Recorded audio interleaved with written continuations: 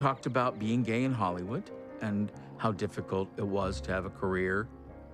And I asked him how he knew that he was going to make it, because I wasn't sure that I ever would. And he told me about a dream that he had. That's right. Well, come up on our stage, young man. This is your life. Come along here.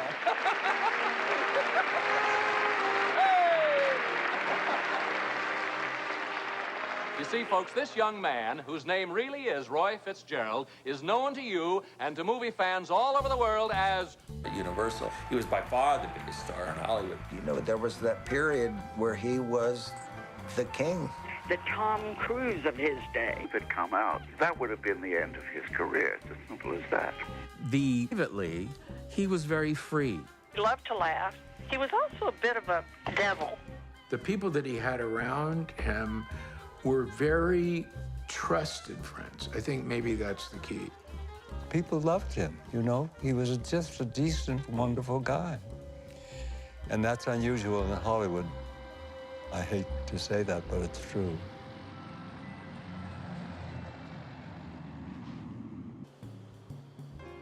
There's a womanizer, and Henry Wilson was a manizer. And he was pretty straightforward about, well, I'll sign you and you'll sleep with me. In 1951, Rock meets fellow actor George Nader and Nader's long-term partner Mark Miller. And for the next 34 years, this trio is virtually inseparable. The bond is forged through, things like a similar sense of humor and this tendency towards mischief. There's also this shared misery of the closet. There are countless lovers, short-term boyfriends, and weekend flings that pass through Rock Hudson's life. But the friendship with Nader... In the days when you were working with Rock, the fan magazines like Photo, Play, and Modern Screen started to print... Enter Phyllis Gates. Not only is she Henry Wilson's secretary, but she's really heaven sent. It's like direct from central casting.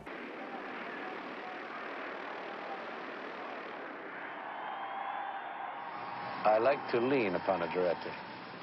And if I can't lean on him, I'm rather lost, and I am forced to rely on myself. And that's not a comfortable feeling. That kind of loving bond between them, the soulmate connection, if you will, becomes all the more important later in life.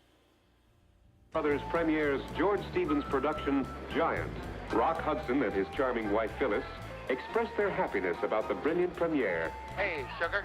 Yes? Here is a guy that's as big as Texas in Giant, and such a performance. Rock Hudson. Hello, how are you? Nice to see you again. Nice to see you again. I want to meet your wife. Hello. So nice to meet you, Phyllis. You want to step in here? All right. I never heard such screams in my life as when you got out of the car tonight. Well, you received an Academy Award nomination for the film. So did Jimmy. Is that right? I'd forgotten. There's always a way. Well, hello, you're married to a major movie star who's shooting films in exotic locations. She really took him to the cleaners when she divorced him.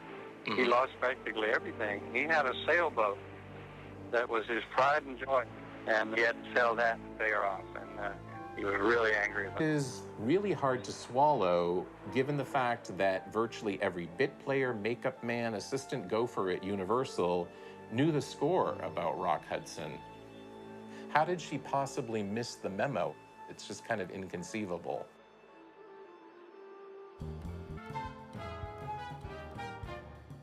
Mark and George were really good friends with me, my partner, Al Roberts. And that's how I met Rock. I think he could breathe a lot easier in Laguna. And because Mark and George had a home here, he did come down a lot. The gay beach was to the left of the lifeguard tower. And it was magical because you could play volleyball on the beach and just without a shirt on, just step up into the bar on a hot summer Sunday and have a beer, and it was very erotic. Yeah, I mean, like big time. Yeah.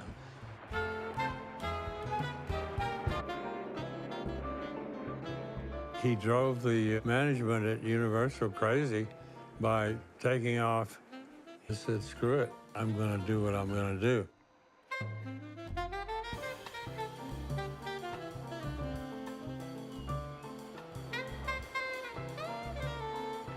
We spent some time in New Orleans, and the Ford Motor Company lent him a brand new convertible. And we had a blast in that car. We were in Pat O'Brien's, where they have a special drink, the Hurricane. And somebody came by and snapped a picture of us.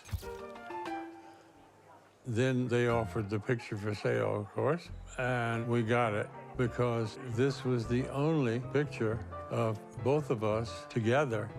We were ordered by Henry Wilson, that evil agent of his, never to have our picture taken together because somebody would see it. I'm surprised you traveling around, you guys were able to get rooms together and all that. Was that a lot sneaking around? He never mentioned, gee, wouldn't it be nice if we could just hold hands in public? He was so inured of being closeted that he never mentioned it. A different type of picture and certainly a different role for me. It's almost a horror movie, certainly a suspenseful movie, and certainly very dramatic. In 1971, a couple of gay guys said, wouldn't it be fun if we sent out these invitations to a fabricated wedding between rock